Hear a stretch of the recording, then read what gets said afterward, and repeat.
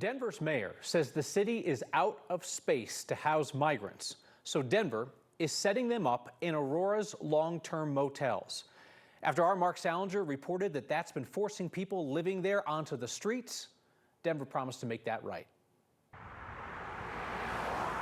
The city of Denver's newest migrant shelter is not even in Denver.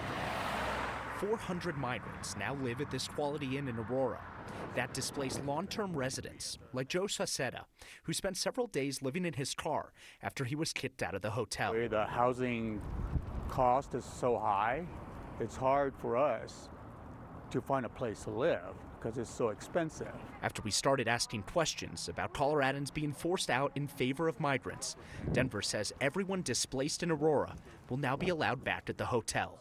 Some cities are less supportive than others, but I have to give my hat off to Aurora. They have been open. Mayor Kaufman's been a great partner, and we're looking at long-term partnerships there. While Denver doesn't technically need Aurora's cooperation to rent rooms from a private hotel, it doesn't exactly sound like Aurora is on board with the plan, like Johnston says.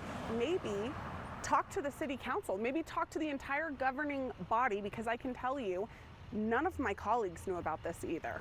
None of them. Republican City Councilwoman Danielle Jurinsky says she was never told about Denver sending migrants to her city. Republican Councilman Curtis Gardner says Johnston is making Aurora deal with Denver's problems. Playing games like this with people's lives makes it really hard to trust other jurisdictions and gain that regional cooperation. Even an official statement from the city of Aurora refutes Johnston's claim that the city is a willing participant.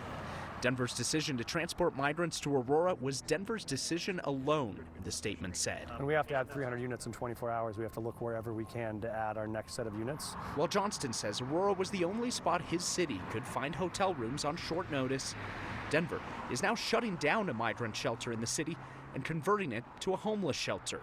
To address one problem and create another problem, you're really just shuffling people around at that point and playing games with people's lives. Gardner says housing the homeless at the Radisson Hotel in Denver would get Johnston closer to hitting his goal of housing 1,000 people by the end of the year.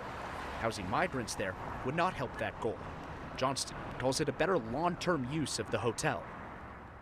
So we heard that story last night with Joe, who'd been pushed out of a hotel that he'd been living in for months when the city of Denver leased all the rooms to migrants. Important to note that Joe works as a chef for Danielle Jurinsky's restaurant, which she owns. After the story, Joe got a call from the regional manager of the Quality Inn. He says he'll be allowed back at the hotel and will be given a free room for a week. The city of Denver says they told the Quality Inn to not push out any more people to make room for migrants. But at the end of the day, Kyle, that decision is still up to the owner of that hotel to say yes or no, we will or will not do that. And as we talked about here last night, if the city of Denver walks in flashing cash at places that house vulnerable people, they know what's likely to happen, which is displacement. So they move these migrants in. Right. And the migrants are on a 14-day clock, which is what the city's doing so that they can get federal aid to help people. What happens when 14 days runs out? That's what the city council members want to know. Is the city of Denver going to send buses to say, hey, you've stayed 14 days in Aurora, now we'll take you back to Denver, and in theory, push them out onto the streets there? Or will the city of Denver just say, hey, your 14 days are up at the shelter, you're out on the streets in Aurora? And as we've talked to migrants, they mainly tell us they're trying to learn the area, they're trying to learn a neighborhood. Want to work. They're trying to find jobs. So if they're being moved place to place, that makes it a lot tougher. It's not helping. Mark, thank you.